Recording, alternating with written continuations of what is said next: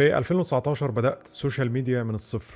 كنت مجرد سوفت وير ديفلوبر شغال في شركة بحاول ان انا اطور مهارات التقنية املا في ان الشركة تزود مرتبي، او ان انا اجيب عقد عمل او عرض عمل في شركة تانية تديني مرتب اعلى من المرتب اللي انا باخده في شركتي. ما كنتش اعرف اي طريقة تانية للتطور لان هو ده اللي كان السائد وقتها. كان كله بيتخرج بيحاول ان هو يتخصص في شيء معين بيبقى خبير فيه لحد ما يمسك إدارة مثلا معينة أو يفهم مثلا البيزنس ويفتح شركة من الأول ويبقى عنده موظفين وسكرتارية وغيره. دلوقتي الموضوع اتغير وقوانين اللعبة اتغيرت تماما، واكبر غلط ممكن تعمله انك تفكر بالتفكير القديم بتاع قبل كده. من حسن حظي ان انا كنت متفتح بشكل كافي، كنت بقرا كتير وكنت بتفرج على فيديوهات بتاعت يوتيوب وبسمع لناس تانية حرصا على ان انا ابقى ابديتد او ابقى مطلع على الافكار اللي موجوده قبل كده، واملا كمان ان انا الاقي فرصه جديده ان انا اطور من نفسي. بدأت تظهر لي فيديوهات ناس بتعمل محتوى، والناس دي بتنشر محتوى بشكل مستمر وبتكسب فلوس كويسة. الفلوس دي بتغطي نفقاتها، الفواتير بتاعتها، وفي ناس بتعمل فلوس كويسة جدا من صناعة المحتوى. وافتكرت زي كل الناس ان الحل هو بناء قاعدة متابعين قوية، وان انت يبقى عندك مشاهدات شهرية بشكل محترم.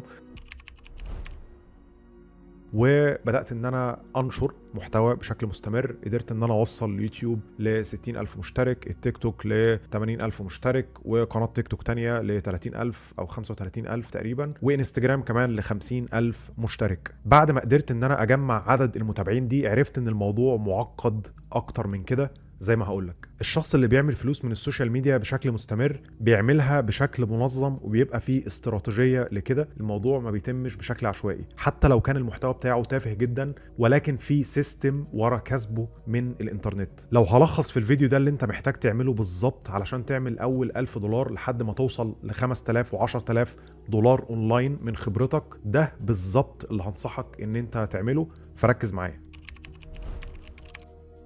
محتاج ان انت تملك منطقة معينة في السوشيال ميديا، مهما كانت النيش او المواضيع اللي انت هتتكلم عنها في ناس تانية هتبقى بتتكلم عنها. وعلشان تحقق دخل كويس من السوشيال ميديا لازم تكون عندك حاجة خاصة بيك، حتى لو كنت بتقدم نفس المواضيع اللي بيقدمها ناس تانية، بس انت يكون ليك ستايل معين. وهقولك ازاي. على سبيل المثال، انا بدات ان انا اعمل محتوى عن الفتنس في 2020 بعد ما دخلت البطوله بتاعه دبي ماسل شو، وكنت شاب اخر قاعد في دبي بعمل محتوى عن الفتنس. كان المحتوى بتاعي ما فيهوش اي شيء مميز، شخص بيتكلم عن التمرين، عن التغذيه، بتكلم في معلومات تقنيه بحته. ما كنتش بملك منطقه معينه زي ما قلت لك. الفيوز كانت عاديه، كنت بجيب كلاينت التاني شهر شهرين ما اعرفش ايه، وفي اشهر ما كانش بيجي فيها اي كلاينتس خالص. كان احيانا بيجي لي مثلا دعايه من شركات بتاعه فتنس، كان احيانا جالي مثلا اوفر من شركه او ابلكيشن ان انا ابيع لهم التمارين، ان انا ابيع لهم الفيديوهات بتاعتي. الموضوع اتغير والفيوز بدات تزيد لما عملت الحاجه دي. في فيديو من الفيديوهات ذكرت معاناتي في البداية مع موضوع تحضير الأكلات الصحية أو الوجبات الصحية، ومعاناتي كمان في أن أنا أحافظ على جسمي مع عملي كمبرمج وعملي خلال مثلا اليوم لمدة 12 ساعة. وذكرت اللي أنا بعمله علشان أحافظ على الدايت بتاعي وأن أنا أبقى في شكل كويس. الفيوز بتاعت الفيديو ده زادت لدرجة ملفتة للنظر، فبدأت ان انا الاحظ اللي انا اتكلمت عليه مختلف في الموضوع. فعرفت ان انا اتكلمت عن موضوع ان انا موظف وان انا بتمرن وشغال اصلا مدرب. فلاحظت ان الناس بتريليت او الناس قريبة مني بسبب الموضوع ده، لان في موظفين كتيرة عايزة تخس. الموظفين دي عايزة حد يكون قريب منها، مش عايزة تكون بتتابع مع حد مثلا فتنس، يعني فتنس ترينر بحت حياته كلها واكل عيشه قاعد بيعمل وجبات وبيتمرن في الجيم وكده. عايزة حد يكون عانى المعاناة اللي هو بيعانيها، ويا سلام لو الشخص ده فاهم، دخل مثلا بطولة، عرف ان هو يحقق شيء معين. فلقيت الناس بتتابعني والفيوز بدأت تزيد، فبشكل ما ملكت المنطقة دي. بدأت ان انا اوجه كلامي للفئة دي من الناس اللي هم الموظفين اللي عايزين يبقوا في شكل كويس، وبدأت اعمل محتوى بيلف ويدور حوالين النقطة دي وبيكلم الناس دي. الغلطة اللي الناس بتعملها واللي انا فضلت اعملها لفترة طويلة ان انا كنت بحاول ان انا اقلد الفيديوهات بتاعت الناس التانية اللي جابت فيوز. الفيديوهات بتاعت الناس التانية اللي جابت فيوز مناسبة للستايل بتاعها ومناسبة للنيش بتاعتها. انت محتاج ان انت تراقب الفيديوهات اللي انت بتعملها وجابت ليك انت فيوز، الفيديوهات اللي مناسبة للستايل بتاعك والحتة بتاعتك، وتحاول ان انت تعمل عنها محتوى بشكل مستمر. الحاجه التانية لازم تبقى فاهم العميل بتاعك، لازم تبقى فاهم انت بتكلم مين، لازم تبقى فاهم انت بتبيع ايه للعميل بتاعك، لانك لو مش فاهم انت بتبيع له ايه فمتوقع ازاي العميل يشتري منك. العميل اصلا ما يعرفش انت بتقدم ايه. الغلط اللي الناس بتعمله انها بتعمل محتوى بشكل عشوائي، ما بتبقاش فاهمه البيرسونا بتاعه الشخص اللي هي بتكلمه، ايه مميزات العميل ده. الطريقه اللي بتكلم بيها بنت غير الطريقه اللي بتكلم بيها ولد، غير الطريقه اللي بتكلم بيها شخص تحت ال30. فلازم تبقى راسم الافاتار او صفات الشخص اللي انت بتكلمه بالظبط. وعايز اقول لك ان في ناس كتيره بتقعد سنين تعمل محتوى وما بتحققش اي فلوس بسبب المشكله بتاعه الوضوح تجاه العميل اللي هي بتكلمه. في شيت بسيط في مجموعه اسئله هتجاوب عليها وتجاوب عليها باستفاضه وتجاوب عليها بصدق، هيوضح لك بشكل كبير جدا الرؤيه وهتفهم العميل اللي انت المفروض تعمله محتوى. لو عايز الشيت هتلاقيه موجود تحت في الديسكريبشن.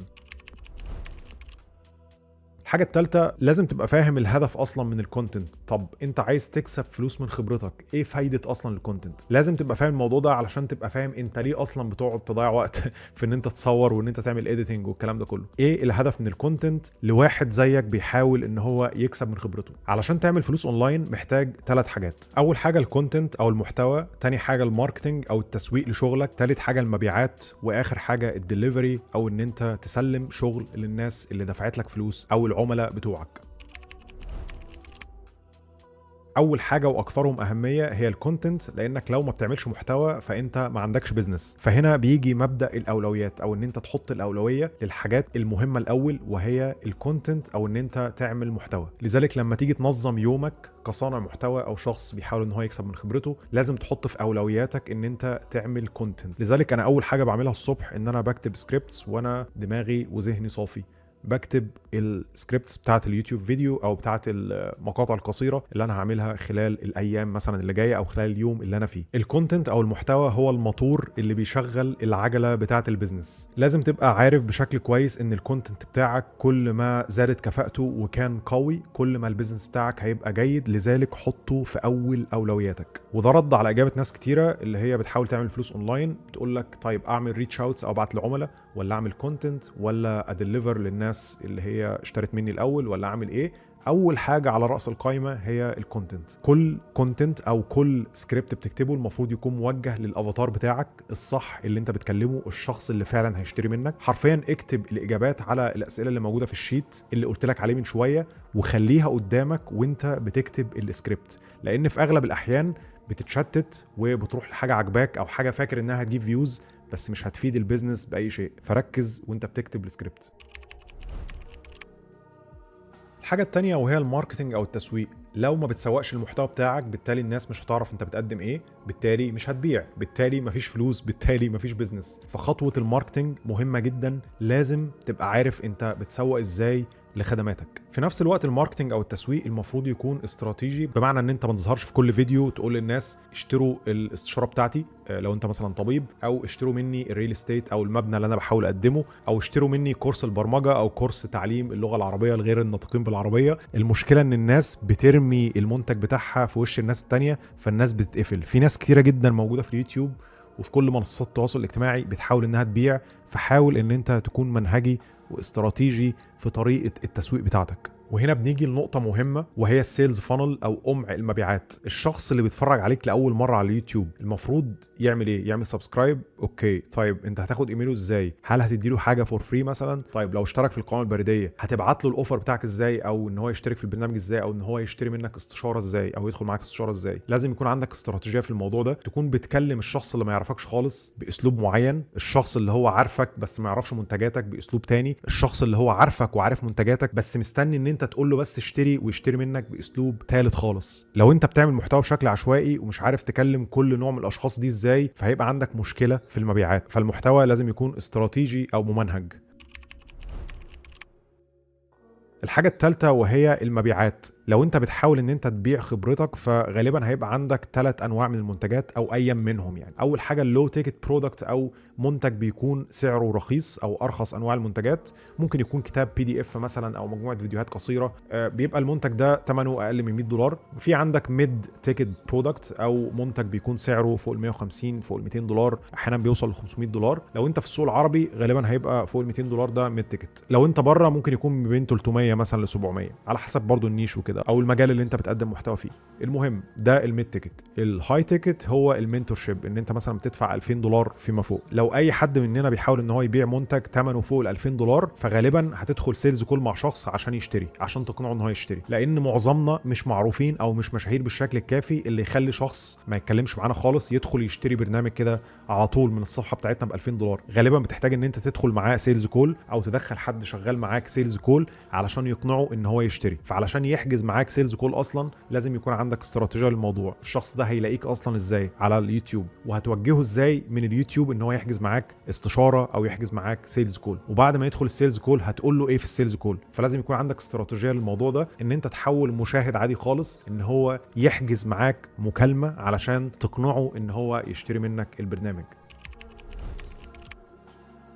الحاجة الرابعة والأخيرة هي التسليم للعملاء اللي موجودين حاليا، الناس اللي دفعت لك. لازم طبعا تسلم للناس اللي دفعت لك فلوس بشكل يومي وبشكل أسبوعي وبشكل شهري، علشان الناس دي تفضل تشتري منك، علشان كمان يدولك فيدباك كويس، عشان يجي لك عملاء تانيين، وعشان طبعا ربنا يكرمك. الحاجة الأخيرة اللي المفروض ان انت تركز عليها بشكل كبير جدا وهي المشاكل اللي بتظهر لك. في أوقات كتيرة جدا في ناس بتركز على المشاكل الغلط، في ناس ما بتبقاش جايبة مشاهدات مثلا او ما بتبقاش بتحقق مبيعات وبيروحوا يدوروا على مشكلة تانية. في حاجات بتبقى سادة عنق الزجاجة بتاعة البيزنس. الموضوع بتاع البيزنس عامل زي يعني ماسورة مية. ماسورة المية دي لازم تكون ماشية فيها المية بسلاسة. احيانا بتبقى في مشاكل مثلا في الماسورة نفسها، يكون في حاجة سادة الماسورة. الحاجة اللي سادة الماسورة دي ممكن تكون اصلا في الكونتنت بتاعك، وانت تروح تعمل مثلا فيسبوك ادز. انت عندك مشكلة اصلا في الكونتنت، فتروح تعمل فيسبوك ادز بكونتنت كده كده اصلا ما كانش بيجيب مشاهدات، فمش هيجيب لك عملاء. احيانا بيبقى عندك مشكلة في السيلز، بيبقى عندك مشكلة مثلا ان انت لما بتيجي تدخل سيلز كول ما بتقفلش،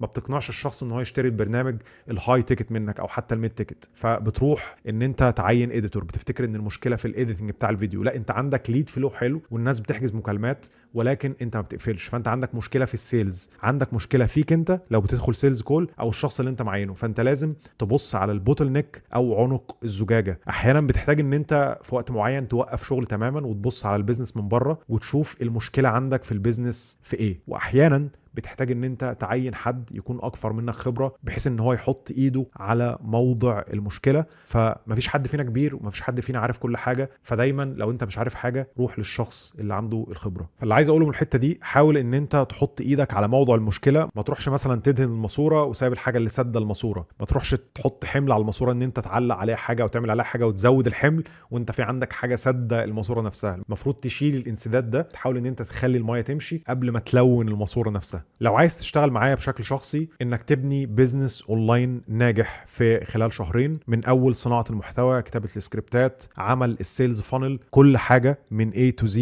فهتلاقي لينك موجود اسفل الفيديو خاص بالمنتورشيب. ممكن تضغط عليه وتحجز مكالمة، هندخل معاك المكالمة وهنقول لك هنقدر نساعدك ازاي. اشوفكم في الفيديو الجاي.